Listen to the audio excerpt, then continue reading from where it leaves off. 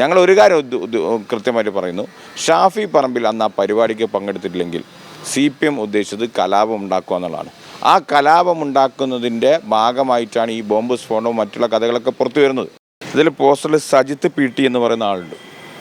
ഈ കക്ഷിയാണ് ഈ RSSൻ്റെ പോഷക സംഘടനയുടെ ഈ അനുമോദന സദസ്സിൽ പങ്കെടുത്തത്. ആ CPMകാരായ പ്രാദേശിക കൗൺസിലറുടെ എതിർപ്പ് മറികടന്നാണ് ഈ കക്ഷി പങ്കെടുത്തത്. SP മാത്രമല്ല, പോലീസ് അസോസിയേഷൻ്റെ സംസ്ഥാന കമ്മിറ്റിയിലേക്ക് തിരഞ്ഞെടുക്കപ്പെട്ട സജിത്ത് ഉൾപ്പെടെയുള്ളവർ. അതുമാത്രമല്ല, അതിൽ കഴിഞ്ഞ കുറ്റ്യാടി തെരഞ്ഞെടുപ്പിൽ മത്സരിച്ച മുരളി ഉൾപ്പെടെ BJPയുടെ സ്ഥാനാർത്ഥിയെ മത്സരിച്ച മുരളി ഉൾപ്പെടെയുള്ളവർ പങ്കെടുത്തു. ഒരു മറ്റ് BJP ഇതര സംഘടനയിൽ ഒരാളും പങ്കെടുത്തിട്ടില്ല, RSSകാരും BJPക്കാരല്ലാതെ. CPM ഒരു അസോസിയേഷനിലൊരു സ്ഥാനാർത്ഥിയെ സംസ്ഥാന കമ്മിറ്റിയിൽ മത്സരിപ്പിക്കണമെങ്കിലും വിജയിപ്പിക്കണമെങ്കിൽ അത്രക്ക് വിശ്വസ്തത മാത്രമേ അവർ സാധാരണ വിജയിപ്പിക്കാറുള്ളൂ.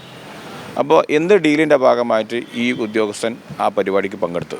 അത് മാത്രമല്ല, പയ്യോളി സ്റ്റേഷനിൽ നിന്ന് വരുന്ന അതിനേക്കാൾ ഗൗരവകരമായ കാര്യമാണ്, പോലീസ് അസോസിയേഷൻ്റെ ഭാരവാഹികൾ, ഈ ഭാരവാഹികൾ ഒരു വനിതയെ മറ്റൊരു പോലീസുകാരെ അപമാനിച്ച കേസിൽ CIക്ക് പരാതി കൊടുക്കാൻ വേണ്ടി വന്നപ്പോൾ വട്ടയിട്ട് മധ്യസ്ഥം പറയാൻ ശ്രമിച്ചു എന്നുള്ള പരാതി ഞങ്ങൾക്ക് ലഭിച്ചിട്ടുണ്ട്.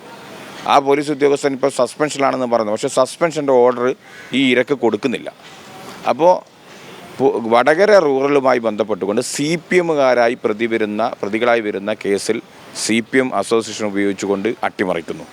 അതോടൊപ്പം തന്നെ കോൺഗ്രസ്സുകാരും ലീഗുകാരും പ്രതികളായി വരുന്ന കേസിൽ, അതും വ്യാജ സ്ഫോടന കേസിൽ ഉൾപ്പെടെ ഇല്ലാത്ത തെളിവുകൾ ഉണ്ടാക്കി ആളുകളെ ജയിലടക്കുന്ന അവസ്ഥയിലേക്ക് ഈ പോലീസ് സംവിധാനം വന്നു. അസോസിയേഷൻ്റെ തിട്ടൂരത്തിനനുസരിച്ച്, CPMന് തിട്ടൂരത്തിനനുസരിച്ചാണ് ഈ പോലീസ് പ്രവർത്തിക്കുന്നത്. തിക്കോടിയിലൊരു ഖാദിയുടെ വീട്ടിൽ ബോംബെറിഞ്ഞിട്ട് ഈ സമയം വരെ പ്രതി ആരാന്ന് പോലും കണ്ടെത്താൻ അവർക്ക് സാധിച്ചിട്ടില്ല.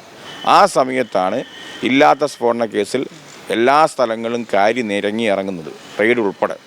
അപ്പോഴാണ് വനിതകൾക്ക് പോലും രക്ഷയില്ല ഈ പോലീസ് അസോസിയേഷൻ ഭാരവാഹികളുടെ ഇടപെടൽ കൊണ്ട്. അപ്പോൾ ആ സമയത്ത് RSSൻ്റെ വേദിയിൽ എന്തിനു പങ്കെടുത്തു? എന്താണ് ഇതിനെ കൊണ്ടുള്ള ഗുണം? ഞങ്ങൾ ഒരു കാര്യം കൃത്യമായിട്ട് പറയുന്നു, ഷാഫി പറമ്പിൽ അന്ന് ആ പരിപാടിക്ക് പങ്കെടുത്തിട്ടില്ലെങ്കിൽ CPM ഉദ്ദേശിച്ചത് കലാപം ഉണ്ടാക്കുക എന്നുള്ളതാണ്.